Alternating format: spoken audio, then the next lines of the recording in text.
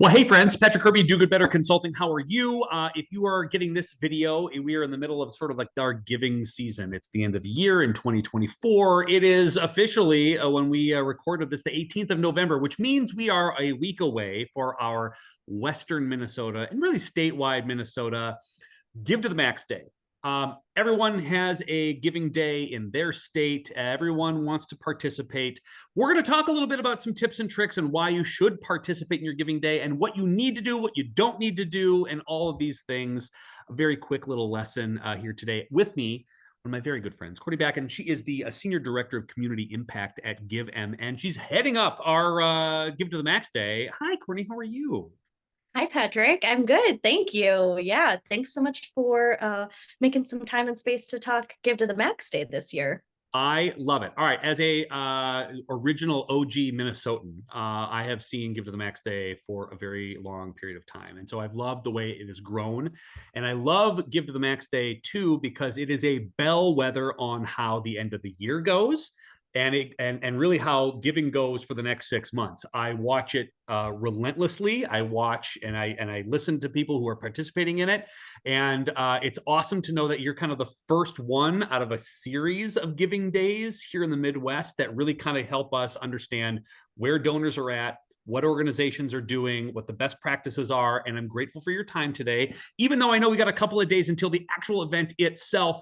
Anything that you do giving day wise going forward, this is really good information as well. So why don't we start at the start? What is Give to the Max Day? How did it start? What you give me the whole roll down, and then we're going to talk a little bit about how you can maximize your giving day today.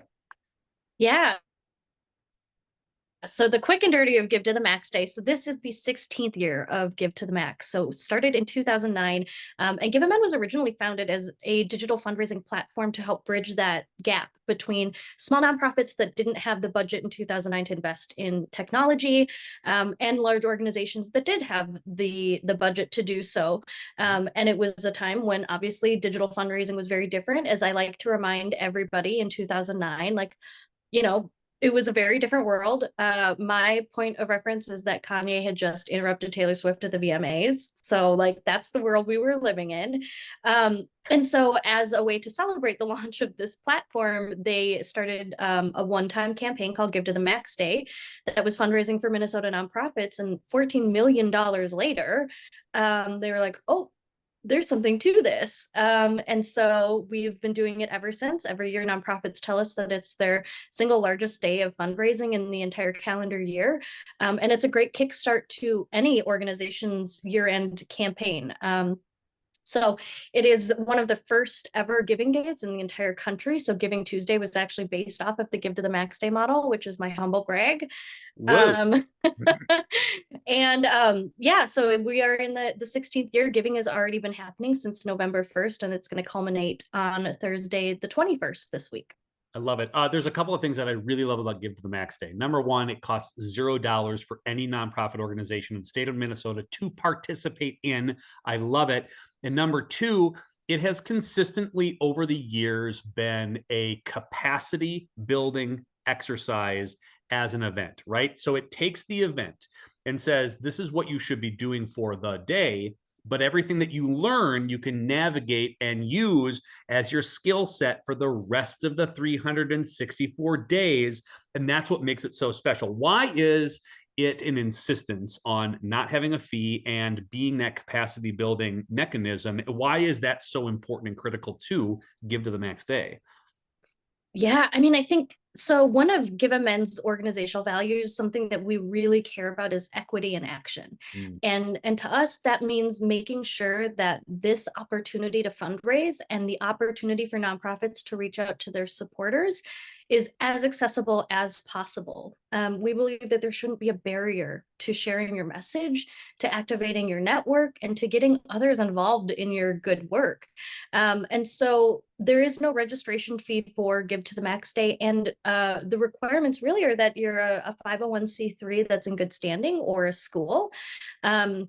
And that we have a short registration process, which is just a form that takes just a few minutes of time, that you share some more information about sort of your goals for your campaign. And it just helps us better understand how we can support nonprofits, what might be needed from us. And the point really is that it should be a giving event for everybody. Whether you have an entire part of your budget dedicated to running a Give to the Max campaign, or you're a volunteer board and you're throwing together an email, the week of Give to the Max. Really, we hope that it's a choose your own adventure, and that nonprofits get to participate in the way that's right for them and for their audiences, and be able to really lean into their own expertise, and trust that they know their organizations and their missions and their people best. I love it because in the rural communities in Minnesota too, this is something that everybody can participate in. It's not just like a big city kind of thing. I know where those are the concentration of most of the nonprofits are, but really you get all the benefits of being in a sort of a condensed area. You still get access, you still get the link, you still get the trainings, you still get all these kind of pieces, and that's what I think makes this great. Before we dive into some of the best practices that you can do either leading up to, day of, and after, because I think we'll just do like one or two a piece. You don't want to get overwhelmed with how many things. You could spend 4 days talking about all the things you could do, but I want to, like, what are your most favorite things to do? What are some of your best stories of success that have come out of a Give to the Max day? Because I know I mean, how many organizations, first of all, participate in Give to the Max day, or at least did last year? So last year, 6,615 nonprofits and schools across the state of Crazy. Minnesota received a gift. That is So it was the largest year ever. unbelievable. So 6,000 across the state. That's ridiculous. What are some of your favorite stories of success of people who just kind of came out of the woodwork and just nailed it? Or even the smaller organizations that might not have raised $1 million, doesn't really matter, but they raised enough to do great things within their either rural or sort of smaller communities. Yeah, I mean, there's so many good examples. So one of my favorites up in West Central Minnesota is Alexandria. So up in Alexandria Theater, they do this really fun 24-hour Facebook live stream during Give to the Max Day. And one of their directors there, he did a challenge one year for Give to the Max and said, like, hey, if we raise this amount of money within this hour, I'll go get my first ever tattoo on camera. And it is like such dedication. And so they just make it really fun, really engaging. And I chatted with him just briefly this year, and they have a big goal to replace the curtains in the theater. And I think that's just like such a fun way to approach it, in that it's super joyful, but it's Yeah. also relevant. It's educational about the work that they're doing. Mm. Um, and there are lots of examples of, like, I think, giving days are beautiful for small organizations because Give MN, our hope is that we're doing most of the work for you. Is we're doing the media outreach, we're providing the branding and the logos and all the visual assets, so that you really just have a reason to reach out to your audience and say, like, hey, it's Give to the Max Day. Like, this is the big giving day of the year. The number one thing we hear from organizations is that Give to the Max Day gives them a good excuse to reach out to their donors. So if they feel like, oh, I don't know, I don't want to reach out, being able to leverage, like, well, everybody's doing it, Yeah. can be really helpful. Some other things that I've heard, some like really great success stories. I mean, I think there's one organization where Give to the Max, she made her first ever fundraising ask via email, which is a huge win in itself. It wasn't a matter of like, oh, we're raising $100,000. It was like, I'm like feeling confident and comfortable enough to put this in front of my audience and to advocate for our organization. I recently talked to an organization that 5 years ago, they were raising $2,000 during Give to the Max, and they are now, last year, they raised $38,000 during Give to the Yes. Max. Yes. And so you don't have to be a multi-million-dollar budget organization to participate. And I think that's what's really beautiful. It also gives organizations a chance to try something out ahead of calendar year end. So if there's like a story or a message or a type of ask or goal you want to set, Give to the Max is a really great incubator for that, to see how that message lands with folks, and then be able to pivot before the big like December push as Yeah. well. And I think that's just having the space to take some of those like informed risks and try new things is, I think, a huge gift for fundraisers. permission to be creative in that way, and then really focus on your own marketing because you've done all the heavy lifting, right? You don't require them to do X, Y, and Z. It's just, hey, here's the stuff. Now activate your own base and give them a reason to be excited and test that too. I absolutely love it. All right. So let's get into some meat and potatoes thing. Let's talk about two. Let's do two things before, two things during, and two things after that we can do, regardless if it's Give to the Max Day or any other giving day that you might participate in. Give me one thing that you would want to see nonprofits or boards or whatever do before the actual giving day itself. Oh, it's so hard to pick just one, No, I right? know. I think one of the most important things is identifying what sets you apart from other organizations. In other words, identifying what is your why, and because everything is going to come out of that. It's one thing to list off a bunch of statistics about, we served this many people, this many meals, this many kids, or whatever. Yep. But being able to identify like, oh, and that's important because we're the only ones in this area that provide that service, Yeah. or we specifically focus on this type of community. Being able to articulate that why, especially during a period of really intense fundraising or when a lot of people are putting their message out there, is huge, because it's going to help you identify what story you want to tell. It's going to help you put that message out to your supporters. It's going to help you identify what goal you might need to set and what you need to ask for. And so while it feels kind of nebulous, it really is sort of like, I always tell organizations, like, tell me what's your secret sauce? Why do you exist? There are 10 million other animal rescues. Why does yours exist? And what makes you special? And everything, I think, sort of really comes out of that place. Well, and I love the timing of it too, because you've gone through this entire year, you're fundraising, you're doing events or whatever, and then you come to your Give to the Max Day or your giving day. You're like, okay, why on earth are we doing this again? It's almost a realignment before your end of year push and then into the next year as well. So that's what you sometimes get lost, forgetting the why you are doing the things because you're so busy wearing 10,000 different hats. So I love that. Yes. My favorite go-to a thing you need to do before the giving day happens: run your lists. I know it sounds super lame and super boring, but like, who has given to you in the past year? Who have you not said thank you to? Who have you not checked in on? Run your list and just double check who typically gives on their giving day. Have you talked to them? Will you pick up the phone and give them a buzz? Like, know who you're calling, know who you're soliciting, know who you're going to ask, know your lists. And I think you're going to be in a really better position to go, oh, well, this isn't so overwhelming. This is going to be kind of fun to play catch up, or solicit those that you've had on your list for a while. You think this might be a fun thing to do as well. Yeah, and a quick plug for giveamend.org for organization administrators is, in your account, you have access to a retention report that is already pre-built for you.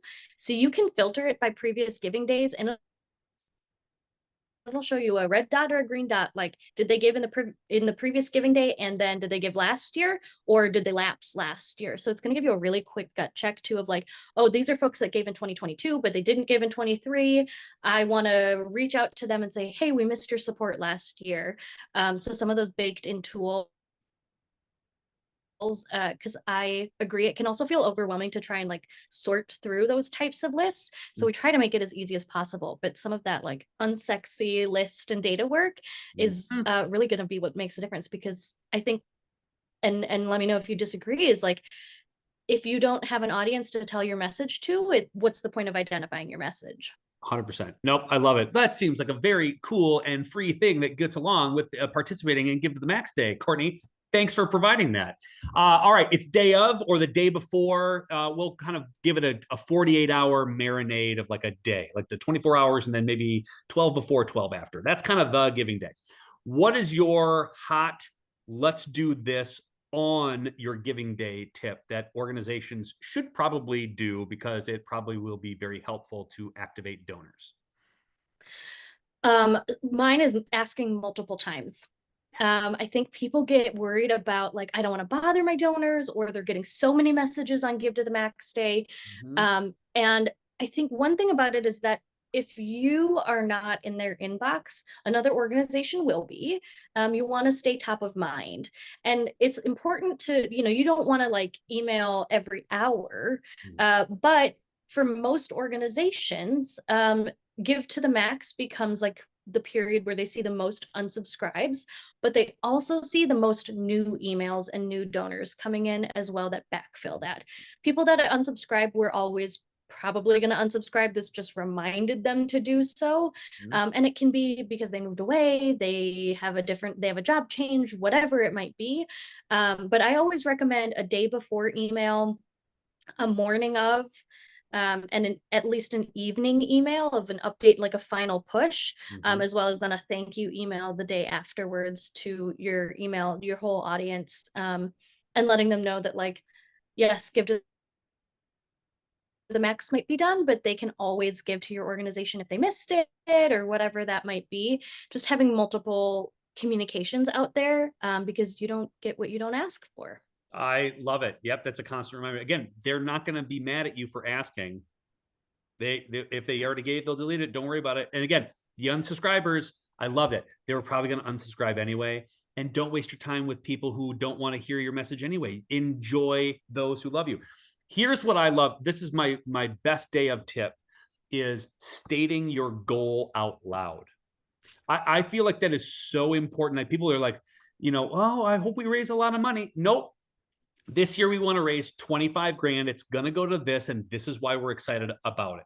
So that people understand that your large goal, they can push themselves a little bit. I think if we say, whatever you can give, if I'm given the option to give as little as possible, I'm going to take that option. Not because I'm cheap or I don't want to do it, but like, you didn't push me. You just said, give me the bare minimum.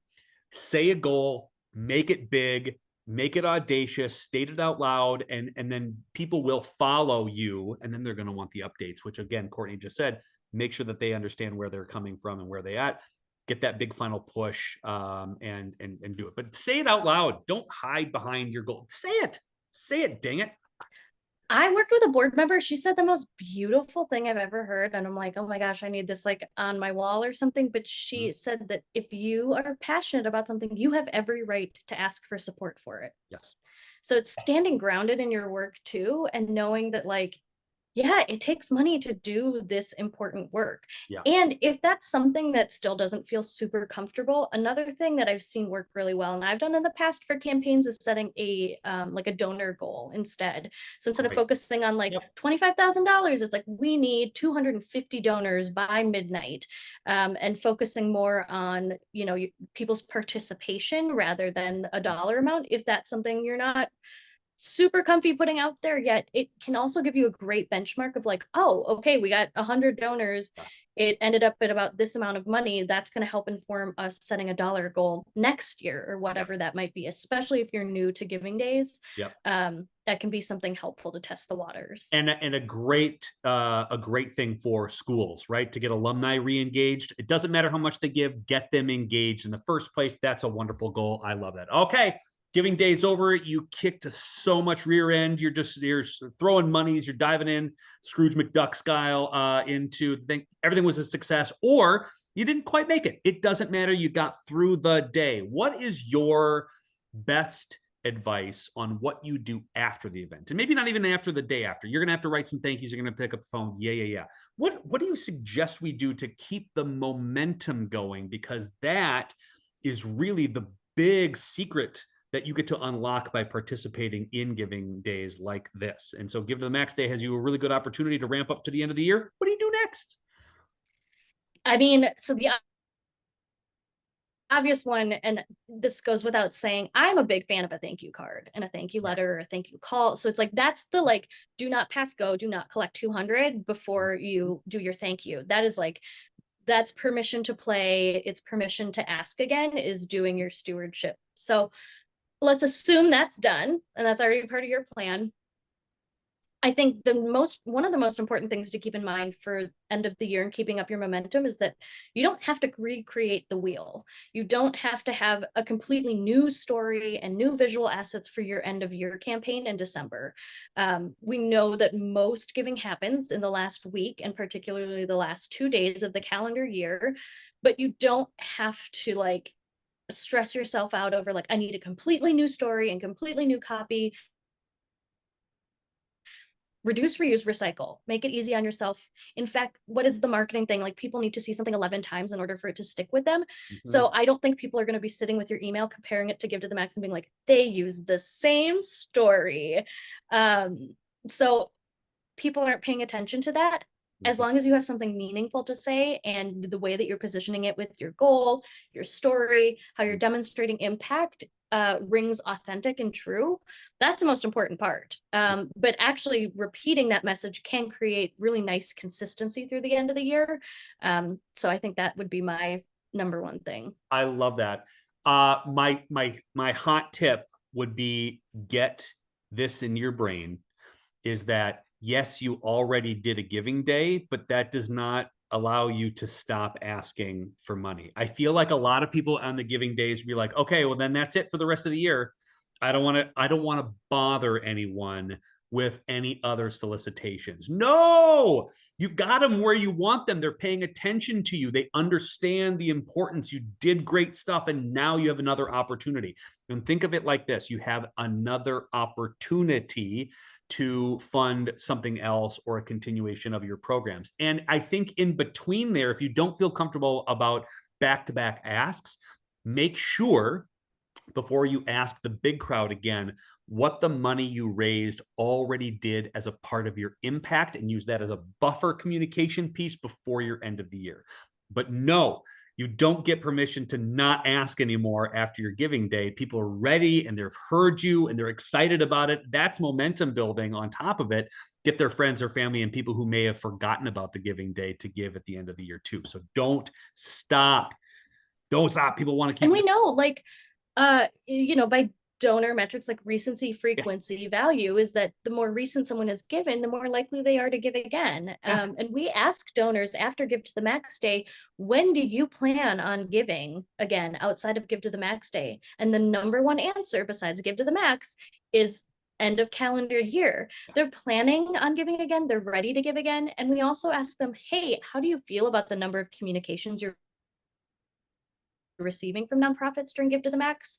And 82% of donors said that they feel like they're getting just the right amount of asks. And within that, 2% said that they actually would like to receive more communications from the causes that they care about. Mhm. And of course, there's that 18% that said, I don't want more emails. But like, if someone asks me, like, do you want more spam emails? I'm like, no, I absolutely don't. Right. But do I still click on like the promotions that I get in my Gmail promotional tab? Unfortunately, yes. Yeah. So that 18%, they still gave. Yeah. They do. So I love donor it. fatigue isn't real. No, it's not. So that is, I'm so glad you said that too. I think it's fatigue for us on us, sort of asking as not as fundraisers, but we got to get over that because that's our job, and we can make it fun by telling these amazing stories. We can retell the same stories with better enthusiasm and better numbers on what happened and where we're going to do even more impact. But the minute you're bored with your story, the minute you're bored with your impact stories, is the minute that everybody else is just hearing about it. So just keep on going, and then that will be benefited by a whole bunch of money. This has been so helpful. And again, we don't want to spend 4 hours telling you what you can and cannot do. You can do whatever you want, especially for Give to the Max Day, which is coming up. By the way, if you're getting this on like a Tuesday or like a Monday afternoon, like you are in it, can you still register to be a part of Give to the Max Day, Courtney? Or is the door shut and we can't do it anymore? I'm so glad you asked. Yes, you can register. Registration is open until noon on Wednesday. That's November 20th. And it's a free process. There's a form online. You can find it at givemn.org. And any nonprofit in Minnesota, you're going to want to register because it makes you eligible for $500 golden tickets every 15 minutes on the 21st. $1,000 every hour on the 21st, as well as inclusion on all the leaderboards, the power hours at 10 a.m. and 10 p.m., as well as participating in Give to the Max. Every donation also has an equal chance of securing a $10,000 supersized golden ticket at the end of the night for their favorite cause. So throw your hat in the ring. It cannot hurt. And so just doing that process, making sure you get it in by noon on Wednesday. Again, free, short, simple, pretty straightforward. The best. How do we people find out about how to do that, Courtney? Where do we go? What address? Where do we find any information on how to participate on Give to the Max Day for our Minnesota friends? Yeah, it's givemn.org. And at the top of the screen, you're going to see 4 orgs, a little drop down menu, and it's going to share all of we have resources available. There are prize guidelines you can read more about. And then there's registration. And even within that, there's a registration walkthrough video that's going to tell you exactly what you need to do, as well as an FAQ section. And if you have questions, you can always reach out to our help team, which is help@givemn.org. We are staffed with extended hours this week and on deck to help with any registration troubleshooting or questions that folks have. And folks in other states can also participate in Give to the Max. So you can register and be approved for participation in Give to the Max. Prizes are only for Minnesota-based organizations, but especially for folks like up in Fargo, if you are serving Moorhead communities, which I assume you probably are, this can be a great way to engage those Minnesota donors and leverage that brand as well. So And it's regional brand. It's regional brand. People have heard about it. You know, if you don't have the sort of Giving Tuesday mentality, you're like, oh, that seems a little global and I want a little more local. You found it. You found it right here. Courtney, thank you for your brain and your enthusiasm and your general awesomeness per usual. I love talking to you. I love your passion about this. And I love the tips and tricks that we can kind of give people to do for those giving days, regardless if it's just for Give to the Max Day this week, or if you find this video on the interwebs, you're like, oh, boy, I'm very interested in using these tips for any other giving day that I have. You can do it too. Thank you for your time. Thanks for your awesomeness. Get some sleep this week, or at least after this week. After you raise a whole boatload of money, we'll be watching on bated breath on how things are going to go. Again, you're the bellwether here in the Midwest. You're the first one out of the gate. We watch you like a hawk, enthusiastically, of course. And thanks so much for what you do. You're awesome. Thanks, Patrick. Hooray!